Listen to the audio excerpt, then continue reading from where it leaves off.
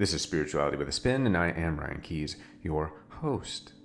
So I'm going to be putting up a podcast that I did 2 weeks ago, which I thought that I had already aired, and it did not go up. So I have re-edited it a little bit and brought it to life, and it's very pertinent to what's transpiring since our 11/11 meditation until our supermoon meditation tomorrow. If you're like me, the past 4 days are about establishing the whole next year and next chapter of your life, about drawing a line in the sand, getting your boundaries, building your foundation, becoming more aware of you and what you want. I've gotten 1,000 or more emails, and to me, that is a wonderful thing, a beautiful thing. I am thankful, and I'm trying my best to answer everyone back, so be patient. Now, before I go into the video, I've added this in the beginning, like I did in my repost. Given the nature of the past few days and up until the supermoon meditation on Monday, it's a time for creation, it's a time for creativity, it's a time to spark your mind, a time to jumpstart any of those stale places of your life that haven't been moving forward.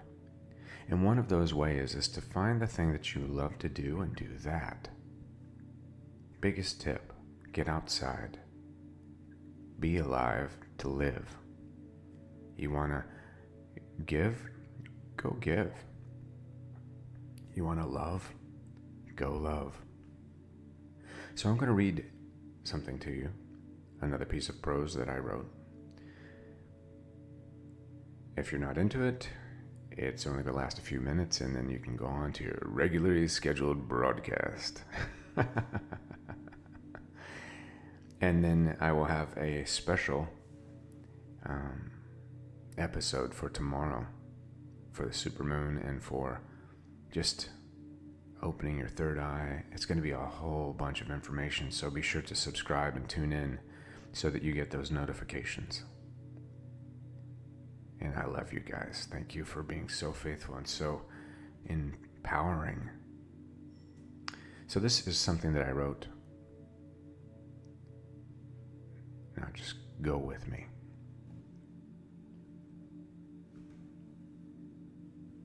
To my twin flame, I call to you with a question. Love, a four-letter word. What is love? Is it some feeble attempt to define my adoration, or perhaps it's a way I can use it as an explanation? No matter the reason, it establishes a certain appreciation. Its definition up for contemplation, interpretation. Is it a hearty chuckle where my knees almost buckle, that moment of elation? Perhaps some kind of anticipation. Is that why they say love and acting out of love? Yet, happiness is the feeling of laughter. Or is it that high that comes after? Perhaps it's touch. When your lover cradles your breast, slowly kissing your chest. Now that's love. Entangled in flesh, experiencing tenderness, intoxicated by exhilaration and openness. A oneness. A precise combination of the gentle spirit being taken by a primal instinct.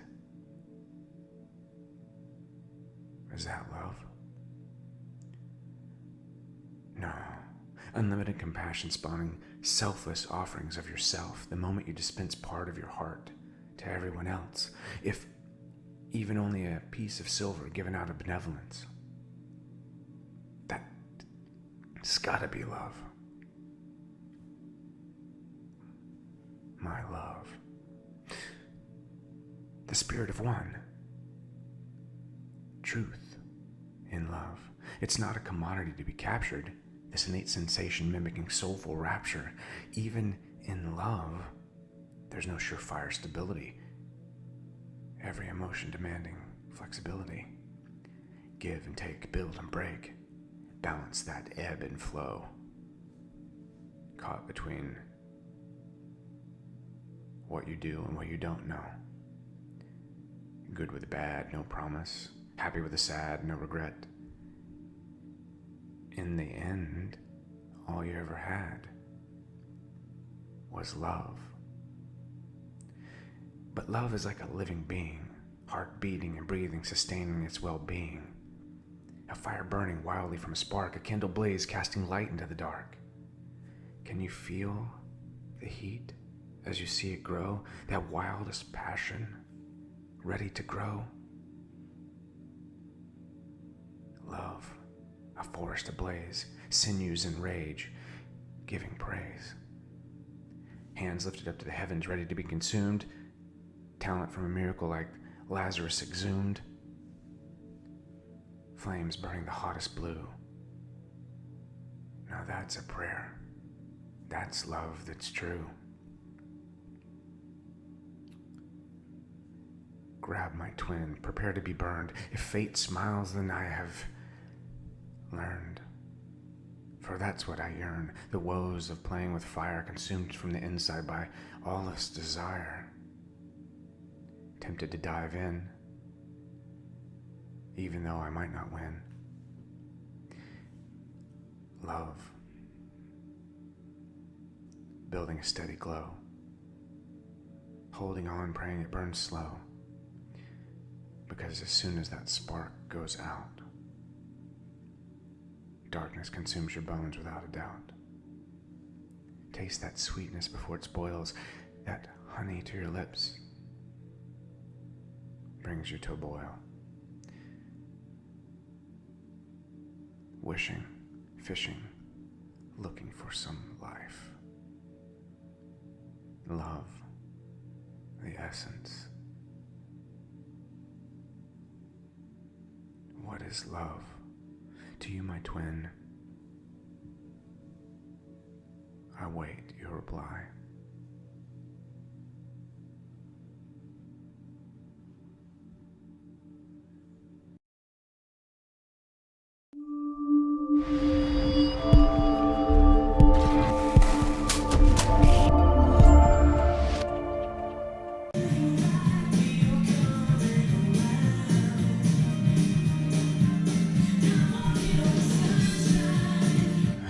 I'm walking on sunshine. I actually don't want to cut that off. I want to keep it going. I wanted to play out the whole thing, but then I'm being naughty and I'm doing copyright infringement, so I don't want to do that. Right?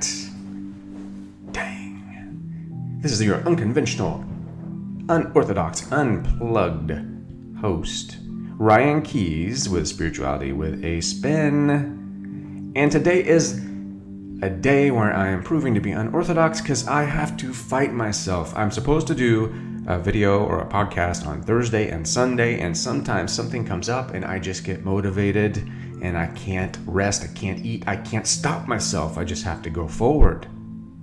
I gotta bring the knowledge, bring it.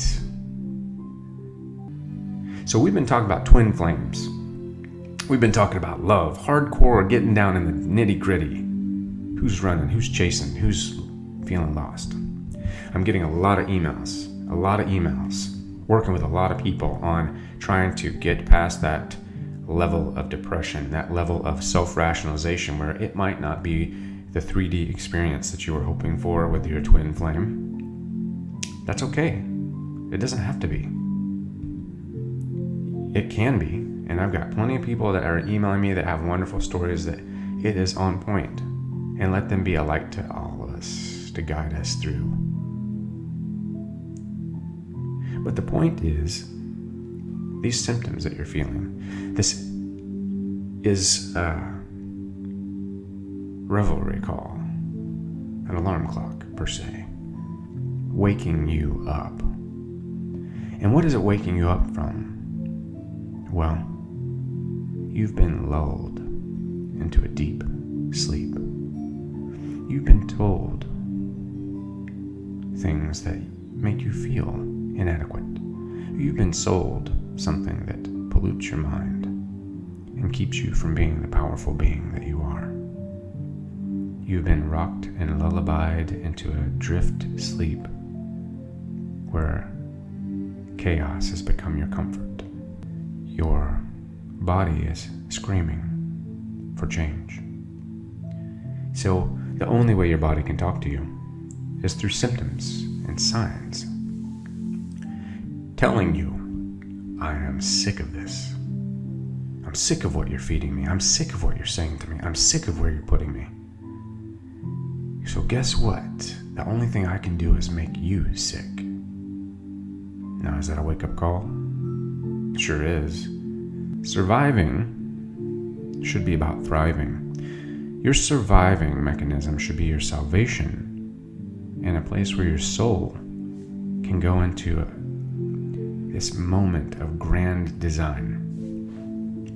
Now, when you're going through this twin flame phenomenon, when you're feeling this draw to your twin, and you are beginning to understand that it may not occur in this world, in this 3D world, it might not be skin to skin or lips to lips. And if it is, beautiful, wonderful. Thank God. But if it isn't, you didn't do anything wrong, because you're right where you need to be. You're right where you're supposed to be. Recognize God is all around you. You don't have to look up, just look around. And if you want to go even deeper, look inside.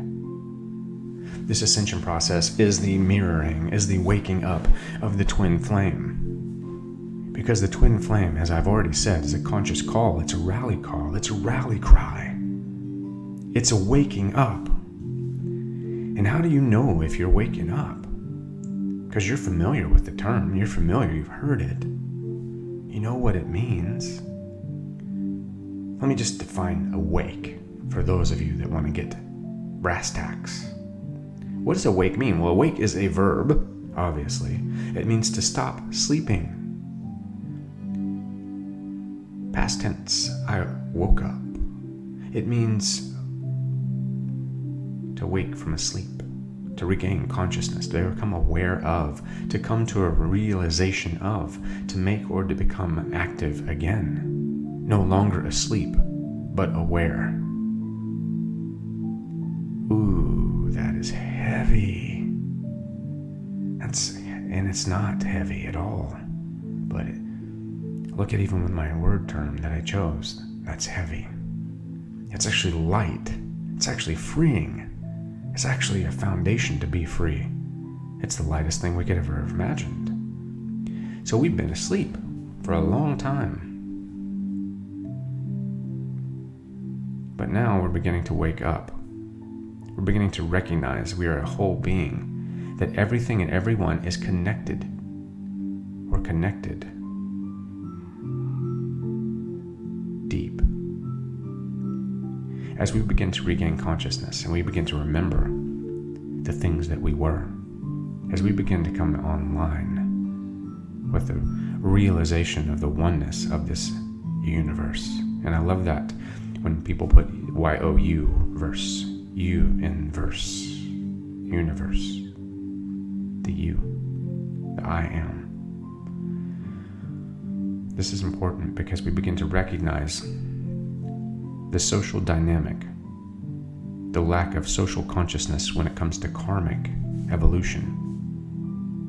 We begin to see the mistreatment of not only ourselves but of others. We begin to see that being put in a corner with a dollar value is like being a cow that's branded. So when you begin to raise your left hand to ask a question and nobody's looking, nobody's giving you an answer, you got to look deeper. You got to look within.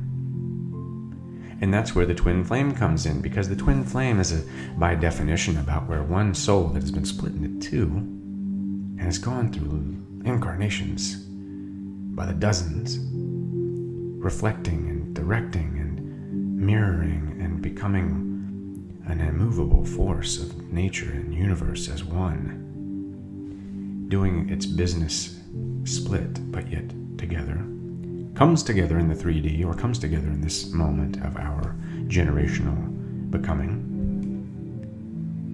answering this call that consciousness and God has put out, that our Creator has called us. We begin to feel awoken and reborn, and that our lives actually matter, and that your life matters, and that I need to make a difference, and I need to move forward, and I need to stop looking in the past. I am my worst judge. I am my worst enemy. Generally, these are going to be caused by events. I believe the twin flame is one of the events that causes this powerful transformation. There's also other painful events that do. With balance, you have yin and yang. With captivity comes freedom. With pain comes release and joy. It's not a premise that I enjoy too much, but it does make sense. So the twin flame process is merely speeding up your awakening process. It's merely speeding up your interactions with self. It is giving you a focal point for this ascension, so that now you are being assisted by your twin in this waking up faster than you would have done if you had not encountered them. You're coming to a place of higher awareness rapidly. Why? Because you're coming into a powerful insight place. You're beginning to recognize this. You're beginning to see what does work in the universe. You're beginning to see that existence is not just about existing. That being here is about becoming. Everything is now an action word, a forward terminology, not a backward terminology. When you are going through this ascension, I just discussed this a little bit yesterday, you're going to see a couple of signs, right, that show you're on the verge of your life's purpose. You're on the verge of waking up. Encountering your twin flame is one of them. Because many of you have been on this emotional roller coaster where you have this shift in inexplainable consciousness, push and pull, tug of war, personality changes. I mean, look, people are like dropping everything and going to live in a tiny house that's 100 square feet, looking for freedom, not completely understanding what they're trying to break free from, but they know it's something. They're trying to figure it out as they go. So you begin to gravitate to these new people, these new ideas, these new hobbies, these new protocols, and you begin to want to leave your old life, your old jobs, the old things that aren't fulfilling, that are holding you back, that are keeping you in the left behind status. Because you don't want to be left behind. You want to expand your awareness, right? You're going to feel a lot of loss, a lot of grief, a lot of disappointment from the past. You've been going through those things. But now this awakening gives you this new renewed sense of excitement, this drive to serve. No longer serve me, but let me serve you. Let me get connected with you. Like so many of you that are involved in the comments and that are contacting me. We're connecting. We're like little Legos coming together, click, click, click, fitting in the right spot at the right time, making that stronger. Going from just being an individual block to becoming an entire object, an entire movement. The one stroke of the paintbrush becomes a painting. And that vision becomes a reality. So you've also been getting hip deep into knowledge and knowing and literature and esoteric stuff. You've been looking for things that help wake you up. Whether it's Wayne Dyer, Deepak Chopra, whether it's the Bible, whether it's the Bhagavad Gita, whether it is you're reading books like the Light Bringers, or even Brian Weiss, Dolores Cannon, beginning to watch movies and crave movies like Age of Adeline, Cloud Atlas, What Dreams May Come, that movie I, right? You start learning about passing wisdom on to people, about healing practices, about realigning energies, about meditating, journaling, yoga, balance, right? Looking for new healing modalities because you've discovered that the ones that have been shown to us are not working. Why? Because the sickness doesn't exist in the body, it's existing in the energy that makes the body. The sickness is in the soul, and the soul can't be sick. So where is the sickness hiding? It's hiding in our mental perception. It's hiding in our ego. And then it's redirecting all of that into the body, because the body's the only physical point at which that can make contact. Because your soul doesn't get sick, your soul doesn't age, your soul doesn't die. So then you start discovering that you have a potential and a zest and a thirst for all this knowledge, and then you want to start affecting others, and you want to start going to retreats. You don't want to, no longer do you want to go sit in places and drown your miseries, right? You want to motivate, you want to manifest. Look at Rhonda Byrne with Law of Attraction. She came in with a brand that sold, that created a wave of people manifesting. Now I say, yes, that's great, but what about everybody? Let's co-create. Let's start the law of co-creation. I'm all about everybody becoming better. If I get a Mercedes, everyone should have a Mercedes. But I should be at the place where I don't resonate with owning a Mercedes. Where that Mercedes is no longer a fulfillment of what makes me feel full. I would rather help a child eat in Ethiopia than have a Rolex. And that's my own personal belief. I'm not preaching that on you. I'm not trying to tell you if you feel that that's wrong. But what I'm saying, if you've been put in a position of power, if you've been put in a place of influence, if you have a voice, begin to see and begin to reflect on what you're speaking about. Begin to act, not just look towards the past. You also start to procrastinate, right, as the awakening process. Because you're trying to clear. And it sounds kind of like a reverse, like a redundant thing. Like, why would you procrastinate? And it's because you're trying to slow down. You feel time has speeded up, and you're trying to kind of slow it down. You're trying to pull back. One, because fear comes in, the past pain body, right? You have a problem finishing things. You have a problem breaking the cycle. You have a problem trying to make that happen, which would be your life is that, right? And you'll just struggle with addictions and destructive habits. The body will scream for some kind of comfort because it feels this change coming on, and awakening and self-evolution represent the transformation where the soul is going to leave the body. When I had my near-death experience, I felt it. I went through it. The body gets scared, and what does the body do? It tactily grabs things to be you in the now. So it goes into even grabbing gambling, alcohol, food, sex, all of these things, these cravings. It begins to focus on these things because it's tactile, right? You get a vice and it won't let it go. When your soul doesn't need a vice, your soul doesn't gain anything by alcohol. Your soul doesn't gain anything by overeating or binge eating. When I was bulimic, my soul didn't gain anything. My soul sees itself as pure and evident, created from a divine being. Now my body, my eyes, lie to me. They allow me to live in a dream instead of living consciously. So we begin to start rationalizing things. We begin to start waking up. And that's what we're doing now. And that's where the twin flame energy is coming in, the ascension. And this is the age of ascension, right? Where you're feeling your emotions and how you can start to communicate with your soul, and how we are starting to communicate with other people.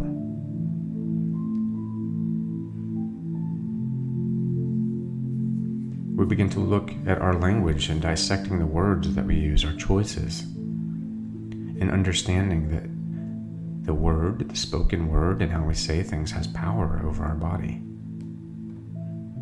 And then we start to understand the truth of emotions and feeling.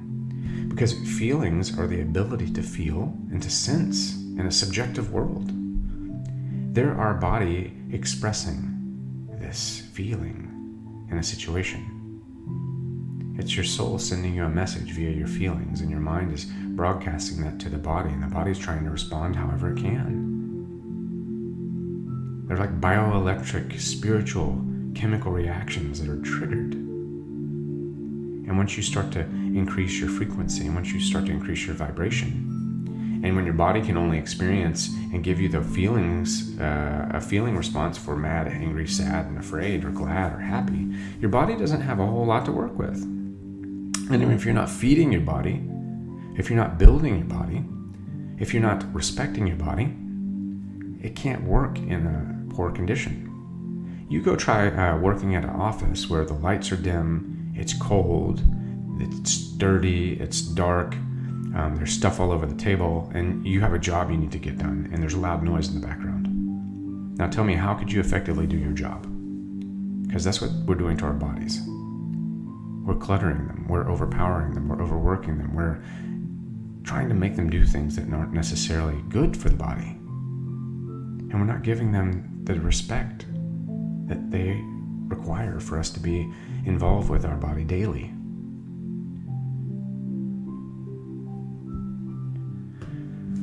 You gotta get in touch with your feelings. You do. Real, deep touch with your feelings. You have to acknowledge them. Start listening to your soul. Start hearing this song. Be grateful for your feelings. So many people are going through pain right now and disconnection. And you have to allow that. You have to allow it to be there. You have to recognize it. You don't have to hang out in it. You don't have to go overboard with it, but you have to acknowledge it. You have to let it run its course. Because if you try to suppress it and hold it back, it's going to come back and bite you. You're just packing it away for later. You're putting it in the back of the fridge. But eventually it'll go stale and you have to clean it out and bring it back out. So be comfortable with your feelings, whatever you're feeling right now. If you're not with your twin flame and you feel discouraged, if you've been with your twin flame and it broke up and you did something wrong in your mind, you feel that you chased them away. Or if you're a runner and you feel that, I just hurt this person that loves me without limits. How could I do that? What's wrong with me? Nothing is. What's wrong is that you're trying to face those rationalizations in yourself. You're trying to wake up. You're experiencing an ascension process and the twin flame process, but they're synonymous. And many of us nowadays are finding out that we are all pretty empathic. We all feel. That's why we're able to cry when we see a movie that we know isn't real, but we identify with that reality. You tell me if you have not watched The Notebook and you don't cry in the end. The Notebook's not real. Those are actors playing a scene that is just not reality, but yet your emotions interpret it and your body brings forward the same emotions that you would have if that were a real story or if it was happening to you. Power. Do you see that power? Do you see the point? It's important. It's so important. Look at this as a rising consciousness. We are rising in consciousness. We are awakening. And it's rapid. And we don't have a template for this, right? We have an idea, but this hasn't happened before, where such a massive amount of souls are gathering together, to come together, to be together, to change something. Not in this way. Not in the etheric world. Never before have we had so many spirit volunteers here on the planet existing at one time. We have to learn to start looking through our heart-centered, compassionate self.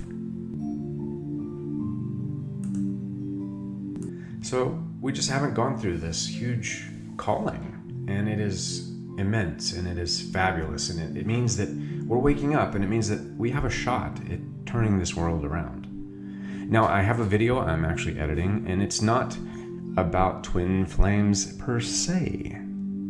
So I know all my twin flame followers, I hope that you will watch it and that you will accept it and you will allow it to become part of your thought. It's about karmic resolution on a social level. Because as you see these symptoms of ascension mirror the symptoms of the twin flame, I want you to start to embrace the idea that it's not just a coincidence, that the self-evolution of you on your personal love level, of your 3D and your 5D coming together world, of your soul answer, your twin flame, is also a mirror for all of us. So everything you're experiencing now as a twin flame, everything that you're going through now is a microcosm of what the macrocosm is going through. So imagine you are your twin flame and your twin flame, right? Now go out and understand that when you become one in your twin flame union, you are now part of the bigger twin flame scenario. You're part of a soul union. You're part of a karmic collective. So that is a call. That is a wake-up call. So I encourage you to look at this and what you're going through, but look at this as a kind of like Alice did with a looking glass for a bigger picture. What's happening now with you on a personal level is happening around you. So many people are waking up with their twin flames. They're ascending in this application of these signs and symptoms, and they're evolving themselves. But the world is calling out for this too. So that's why the symptoms and the signs for ascension almost mirror the twin flame situation perfectly. Not a coincidence. Can you give me an amen on that? There is rarely ever a coincidence here. It is very rare that you're going to get a coincidence. And I know from doing the I Ching and helping people with the I Ching, there is hardly ever a coincidence that we come up with. When that book of changes drops a bomb on us, wow. It is like, God, did it just read my mail? How did it do it? I don't know. It's like dun, dun, dun, dun, dun, dun, dun, dun, dun, dun, dun, boom, and then there's a Jack in the Box. Right there, boom, an unexpected surprise. So if you want to dive in deeper, if you want more videos about what this ascension means and how it means beginning to go into these higher realms, when you start to feel that you need to move to a better job, better support system, your passion for your mission is becoming more predominant, your twin flame and you have a similar mission, you may not be 3D in it right now, but the mission doesn't change.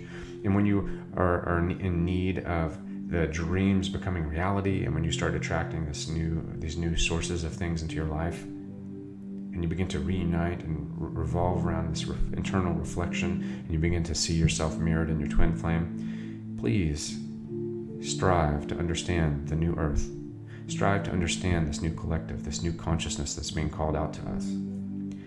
And then allow it to happen by allowing yourself to be in love with everything around you, to become a nurturer, to become a light worker, to become a person that is an example for spiritual evolution, for spiritual change, and to learn to accept what you can't change. That's the greatest asset. And guess what you can't change? The past. Wow, I can't change the past. Damn it. Like I can't just, actually, technically I could rewind and edit that, but it still got said. I still said the word damn it. Right? Let's be who we're meant to be. Let's stop just only thinking about our solitary selves for once. Let's understand that the big picture is about all of us living in it. And then when you start feeling that you're alone, and when you start seeing that this soulmate, this ascension, this twin flame involvement is really a call for inner healing. And that call for inner healing is really a call from the Creator to start to heal this world. So those of you that feel that you are not connected with your twin flame, doesn't matter where they go, where they are, who they're with, you're still connected. Because guess what? You're connected to me. I'm connected to you. And that's why when I have a video that I wanted to put out, I was talking about it, but it's about social karma. And it's not really about twin flames, but it is. Because twin flames are a point of karmic release. A twin flame is about you've handled a lot of your karma in your life. You are handling a lot of your past. You're purging it. You're cleaning out those little crooks and crannies. And then you are learning. And you're evolving. And you're intuitively learning to be in the moment. As Eckhart Tolle says, you're learning the power of now. Because soulmates are able to connect so deep, and twin flames are able to resonate at such a deep, telepathic, empathic level, it is preparing you to be able to see a world through a divine light so that you will know, like I know when you need encouragement. I know when you need a friend. You know when I need a friend. You know these things. And it can be an experience where you allow it to embody you and to bring you down, or you can learn to reach out, to be in the moment, to keep yourself present, like don't look back. Let it be where it is. Write a new spiritual contract, a new soul contract. Or watch the movie Cloud Atlas, please. Read the book, The Four Agreements. And then you're on a new path. You're now in a place of self-growth. And that twin flame soulmate connection is such a wonderful place for you to reflect and see yourself, to be healed, to get done that inner work that's so important for you to be able to move forward. And it's not quick, it's not magic, it's not this thing that's going to be always beautiful. But you know what?